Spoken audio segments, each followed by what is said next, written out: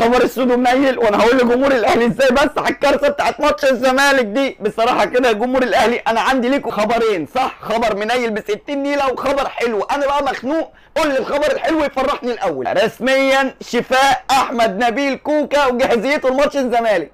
ما تقول الخبر الحلو، انا مش فاهم هو ده الخبر الحلو؟ فين الحلو في كده؟ كوكا هيلعب؟ ده انا بيتحرق دمي لما بشوف كوكا في الملعب. قول يا جدع خبر حلو يا جدع، سيبك من كوكا خالص. خد دي بقى هتفرحك قوي. رسميا جاهزيه احمد السيد زيزو لماتش الزمالك. ايوه بقى دي الاخبار الحلوه اللي بجد. عوده زيزو، يا سلام، واول ماتش قمه لزيزو كده يعملها، وبدل ما بيشوطها على طول وتيجي في العارضه تقوم داخله جون. الله عليك يا زيزو. فرحتوا بقى بعوده المصابين؟ خدوا بقى اللي هيغيبوا عن الماتش. خد عندك يا سيدي، هيغيب كريم فؤاد واشرف داري ومحمد شكري. بس كفايه في ايه بس؟ استهدى بالله وصلى على النبي، كل دي غيابات؟ لا كفايه قوي لحد كده. غير كمان ان جراديشار اتصاب في الخلفيه، وامام عاشور لسه ما خفش لحد دلوقتي. في ايه؟ في ايه؟